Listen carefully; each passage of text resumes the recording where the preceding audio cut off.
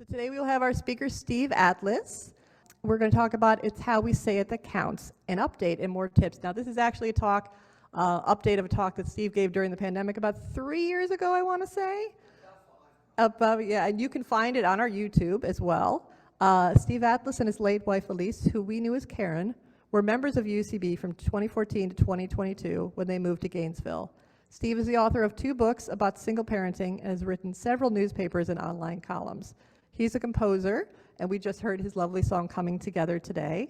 He also leads singalongs at the Gainesville Senior Center and several assisted living facilities. And today's topic is one of Steve has experienced personally.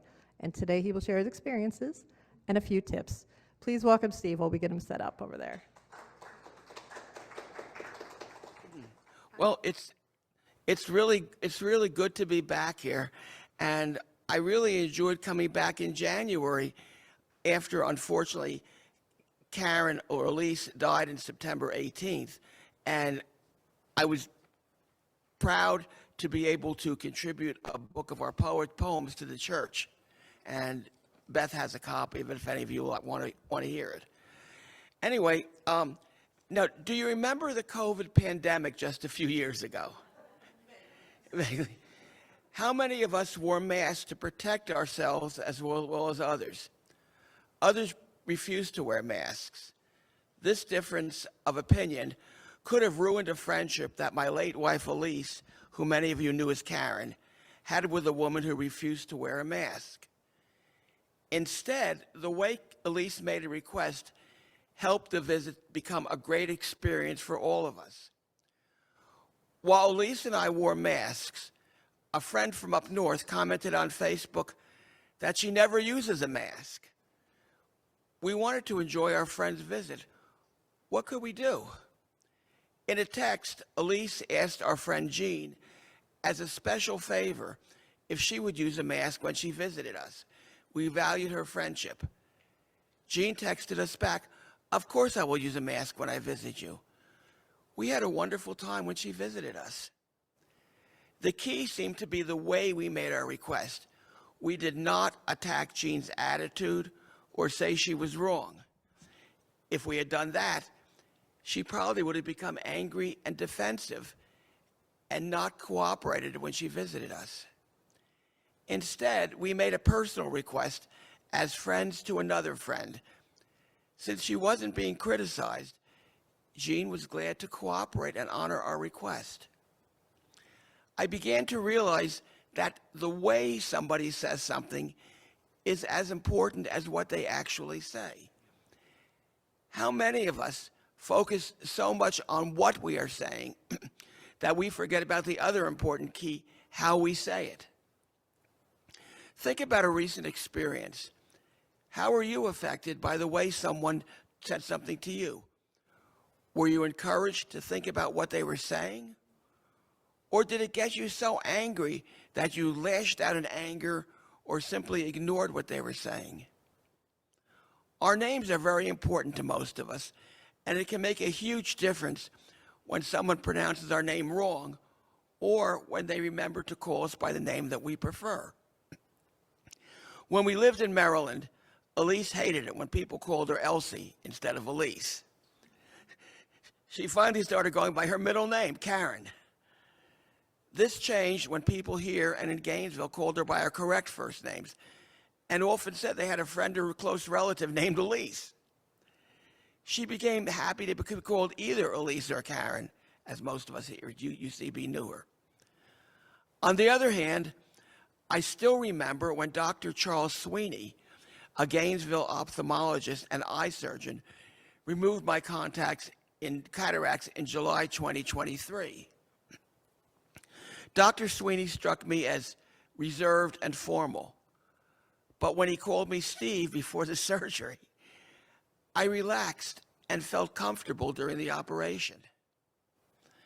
I always look forward, as much as anyone can, when I call CVS's toll-free number or pharmacy care team. One reason is the customer service rep asks me either, "How do you prefer to be called?" or "Is it okay if I call you by your first name?" They usually say Steve, and I say, "Please call me Steve." I feel respected and treated as an individual. Now, take a minute to remember how the way you said something affected a person's response to what you were saying. Did they become defensive and turn off? Or did they listen to what you were saying and respond in a positive way? I remember a friend who was in a local hospital. She required a special diet and yelled and used bad language with the kitchen staff when they did not bring her exactly what she wanted. Finally, a supervisor and security guard told her that because of her abusive attitude, his staff wasn't willing to bring her meals to her. They would leave her meals with the nursing staff. Everyone was upset. My friend felt she was getting poor care in the hospital. The kitchen staff felt abused and wanted to avoid the person who abused them. What do you do when someone disagrees with you? Do you try to show the other person that they are wrong by arguing with you? You can try to overpower that person by how loud and angry you are, but does that really solve your differences? If you lose the argument, you get angry and feel disrespected. Even if you win, the other person may be so angry that he or she resents you and will try to find a way to avoid giving in. A few years ago, we visited a friend who loved to play music with me. We have different political viewpoints and started to argue about who was right. Finally, Elise said, "Why don't the two of you shut up? You are never going to agree about who's right. Let's enjoy the friendship and the music we all love." Fortunately, my friend and I listened to Elise. We shared some wonderful days together playing music, and I'm going to be going up there next month on the train to play music again with him. Another strategy for me that has worked is to pretend I am visiting a foreign country or someone from a different religion or culture.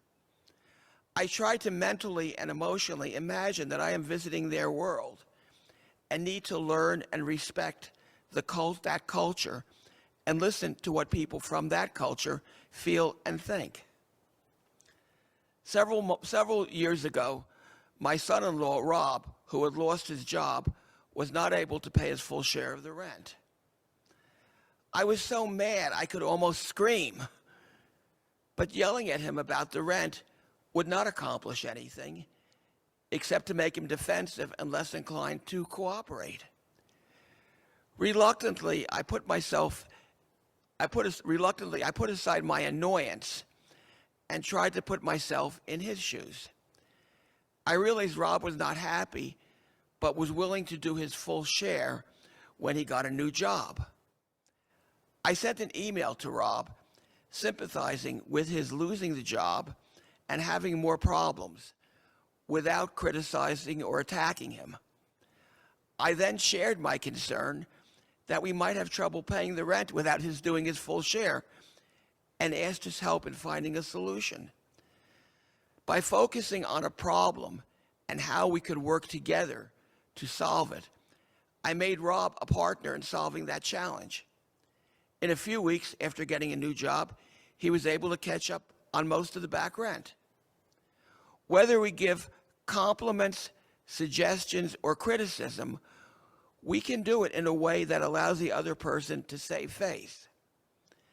As I share a few more personal and non-personal experiences, consider how you might react if someone spoke this way to you. When you don't agree with what someone says or are upset, how have you reacted? Did your reaction affect the way the other person responded? My friend Cheryl shared a recent experience.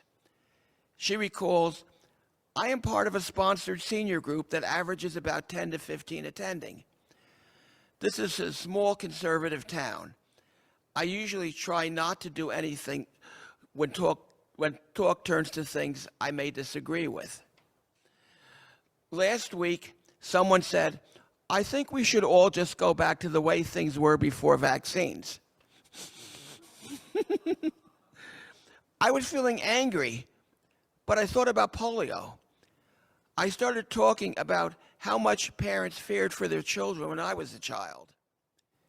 There was an older girl at my school who wore a leg brace that I was told I'd had polio.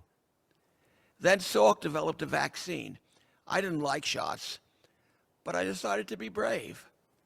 Sabin developed an oral vaccine that was given in a sugar cube. People were so worried about it that many, including my parents, made sure we had that one too. I think it was the first time I had ever seen a sugar cube, and it felt like a treat. Some other people started talking about their memories of that time. Many of us had chicken pox. We had all had the smallpox vaccine which I had said was wiped out by that time. But others pointed out I was wrong, and it was a vaccine many of us had. Then we were comparing the scar it left.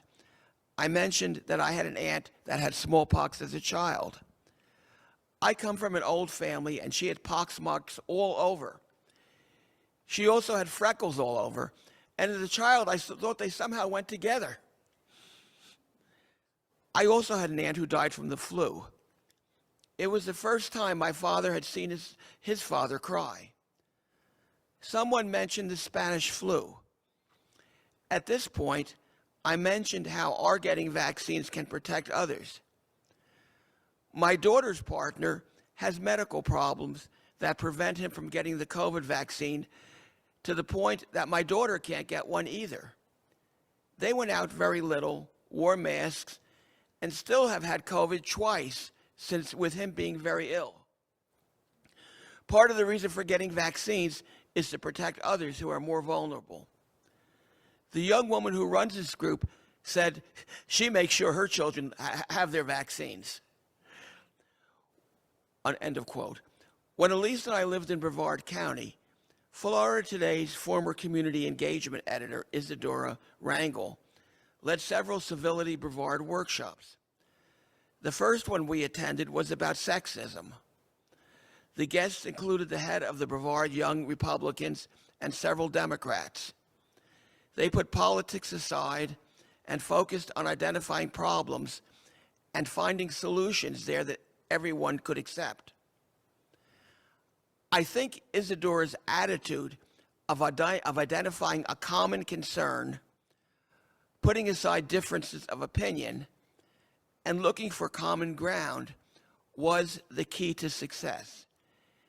Everyone there was on the same team, focusing on how to work together to share and solve a common problem. Here is a simple tip to use when criticizing someone or encouraging them to improve. Instead of praising them and adding but, try using and.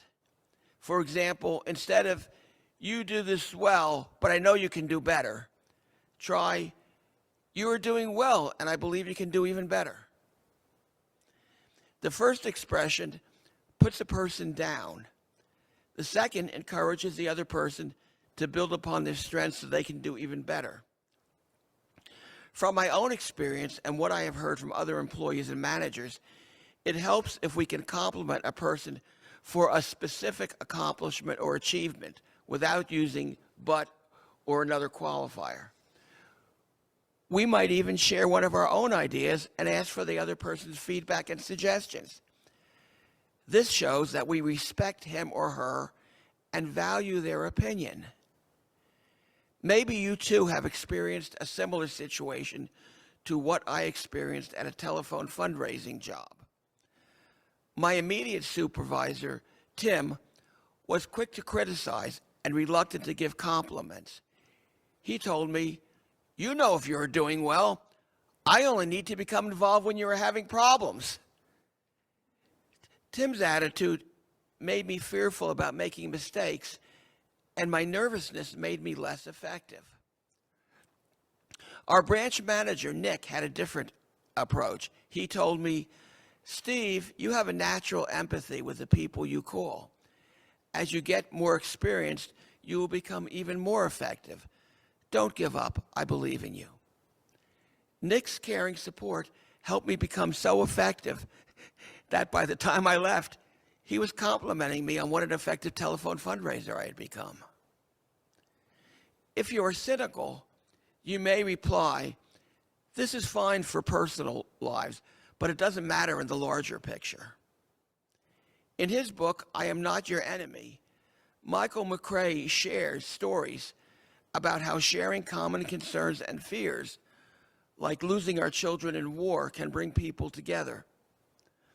In Chapter 4, You May Not Kill in My Son's Name, Robi Damelin, Israeli spokesman for the Parents Circle Families Forum, an organization with Israeli and Palestinian members, told McCrae that when her son David, who was an Israeli soldier, was killed, she had to resist her instinctive desire to retaliate. She reminded herself that to someone on the other side, her son was just another soldier. Instead of vengeance, she connected with other Israeli and Palestinian parents who had lost their children in war. Robi Damelin recalled, when I was giving a talk at the American Embassy, this Palestinian kept looking at me. When I went over to him and said, "What?" he said, "I just wanted to let you know that the day before your son was killed, I drove through that checkpoint, and this very tall guy, David was about 6'3", came and said, 'Look, I'm very sorry, but I have to check your papers. It's my duty. It's like paying income taxes, and I'll do it as fast as I can.' We got into a very long conversation. The next day, when I heard your son was killed, I was so sorry."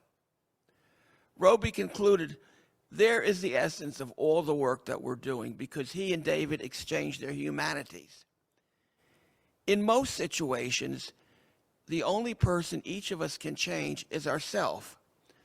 We can change both the way we say something and the way we respond to what someone is saying to us. Take a few minutes and consider the way you communicate and how the other person responds to what you say and how you say it.